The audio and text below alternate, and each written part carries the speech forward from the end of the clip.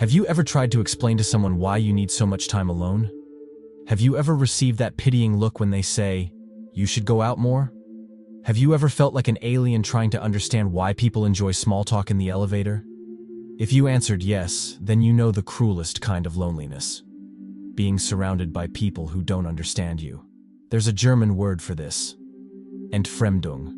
It means feeling like a stranger in your own world. It's when you're physically present, but it feels like you don't belong. Like everyone else got a manual on how to be human, and you were the only one left out. This feeling isn't new.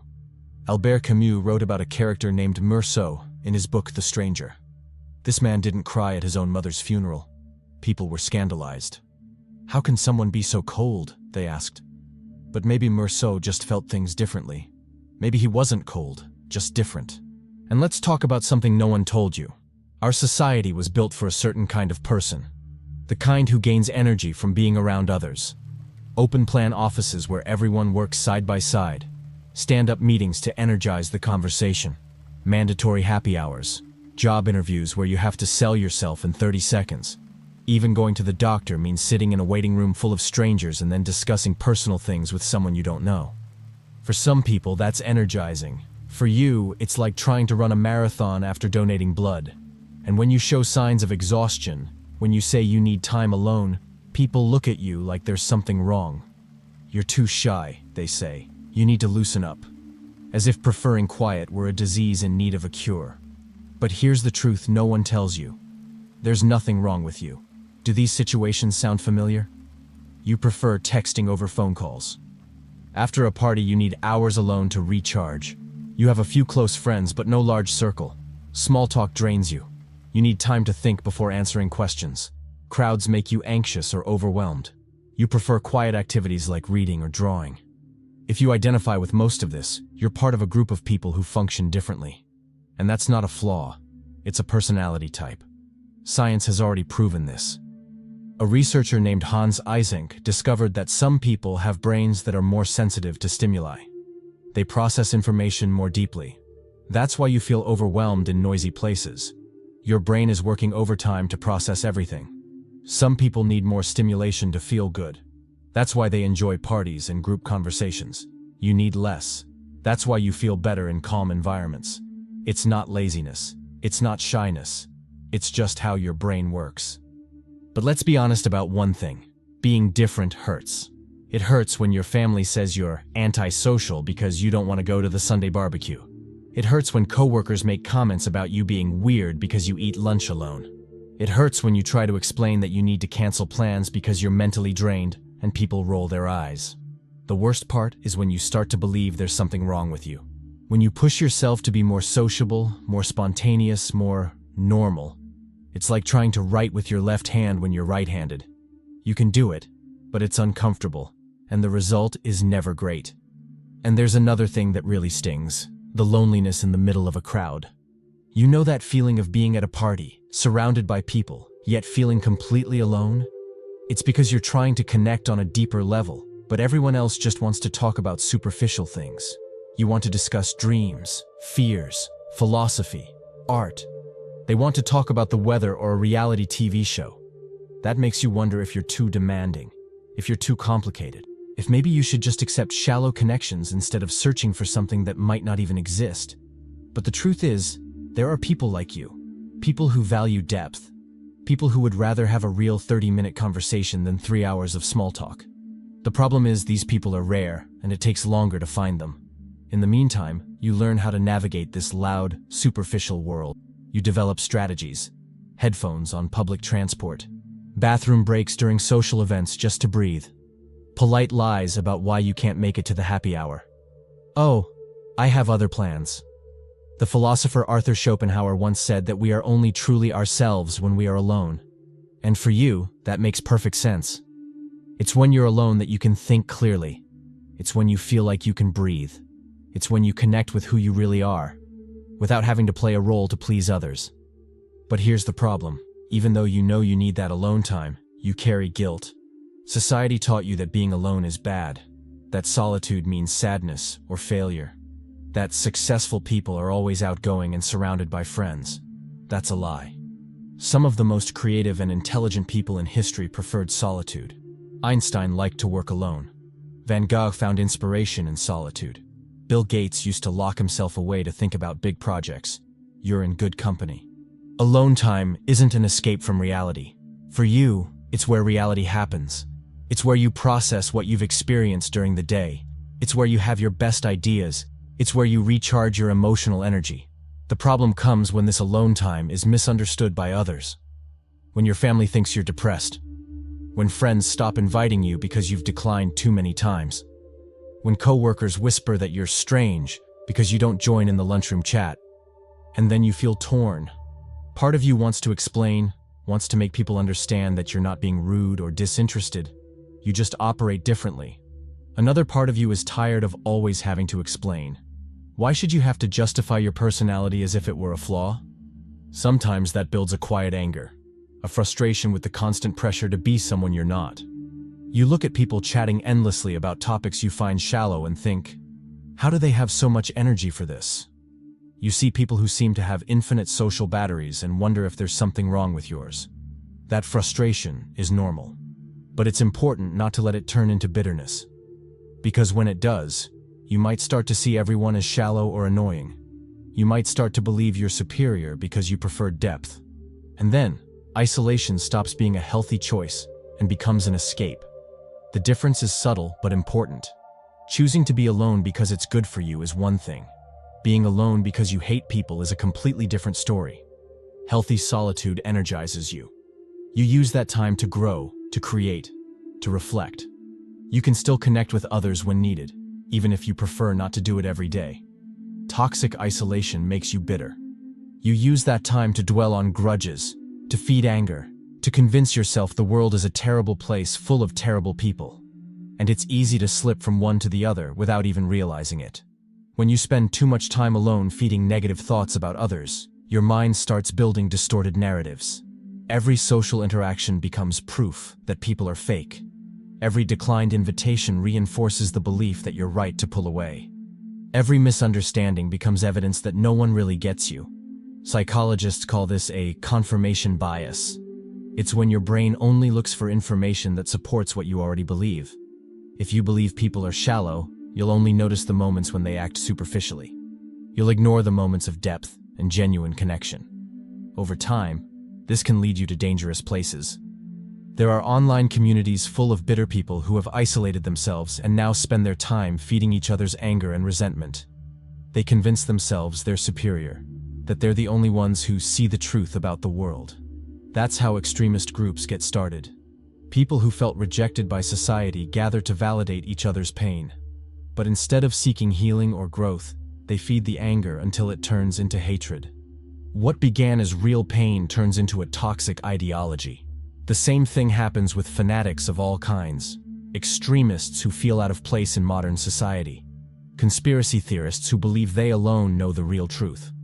In all these cases, the pattern is the same. People who felt misunderstood or rejected find groups that validate their anger. But instead of helping, those groups only intensify the negativity.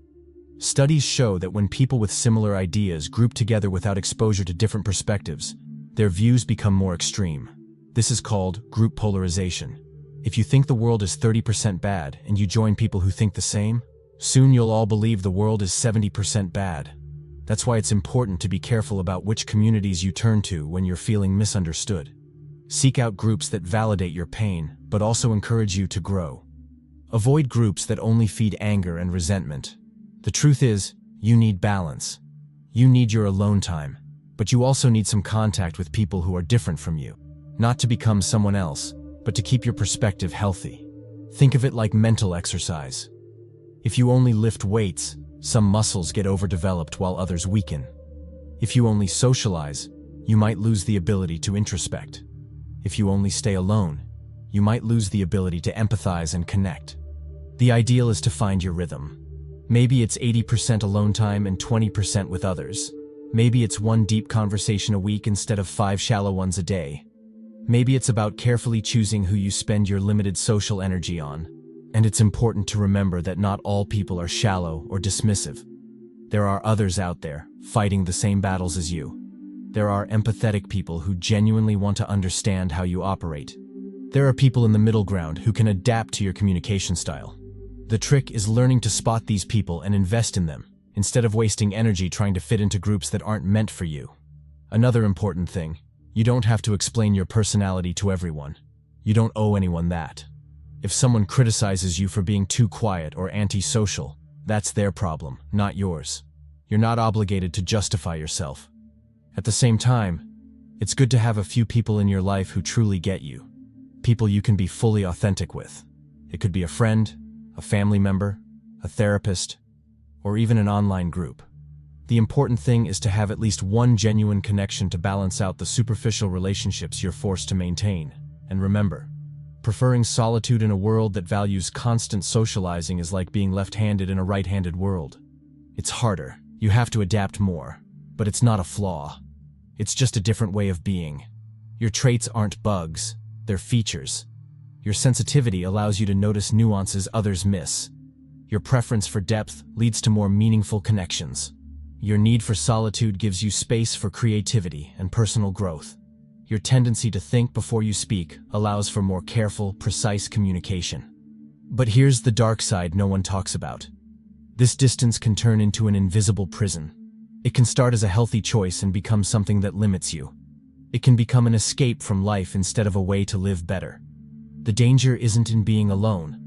The danger is being alone for the wrong reasons. When you pull away not to recharge, but to hide. When you avoid people not because you need space, but because you're afraid of getting hurt. When solitude stops being a refuge and turns into a fortress, that's when isolation becomes dangerous. When you start feeding toxic thoughts about others. When every negative experience becomes proof that the world is bad. When you stop trying to connect because, why bother if it always goes wrong? You might even start romanticizing your solitude as if it were a moral virtue. I'm better than these shallow people. I see the truth they can't see. I'm deeper, smarter, more aware. That sense of superiority can be seductive, but it's a trap. Because underneath that supposed superiority is fear. Fear of getting hurt again. Fear of being rejected. Fear of finding out you're not as special as you think. Fear that maybe the problem isn't just with others, it's also with you. And that's where the dark side of isolation hides. When it stops being self-preservation and becomes self-sabotage. When you convince yourself you're better off alone, not because you feel good that way, but because you're afraid of what might happen if you try to connect. Solitude can become addictive. It can feel safer than the risk of being disappointed by people. It can feel easier than the work of building relationships. It can seem nobler than admitting you also need human connection. But the truth is, we all need some level of connection. It doesn't have to be a lot. It doesn't have to be constant. But it has to exist, because when you isolate completely, you lose perspective. You can start believing in distorted versions of reality. Without the mirror of others, you can get lost in your own thoughts. You can start to believe your perceptions are always right. You can develop extreme ideas about the world. You can lose the ability to see nuance, to recognize that most people are neither entirely good nor entirely bad. The philosopher Jean-Paul Sartre once said, "Hell is other people." But he also said we need the gaze of others to truly know ourselves. It's a paradox. People can be a source of suffering, but they're also necessary for our growth. That's why it's important to recognize when your withdrawal is becoming harmful. When you notice you're feeding anger or resentment. When you realize you're generalizing about all people based on a few bad experiences. When you feel like you're losing the ability to connect, even when you want to. These are signs that you need to seek some kind of reconnection. It doesn't have to be dramatic. It can happen slowly. It can start with one person at a time. It can begin online and move to in-person later. The important thing is not to let your isolation turn into a black hole that pulls you in deeper and deeper. The world needs people like you. People who question instead of blindly accepting. People who value quality over quantity. People who see beyond the surface. But the world also needs you to stay connected to it. On your own terms. In your own way. You're not broken. You don't need to be fixed. But you do need to be mindful not to let your uniqueness become a prison. You need to find ways to honor your need for solitude without completely isolating yourself from life. It's a fine line, but it's possible to walk it. It's possible to be selective without being isolated. It's possible to prefer depth without despising the surface. It's possible to value solitude without fearing companionship.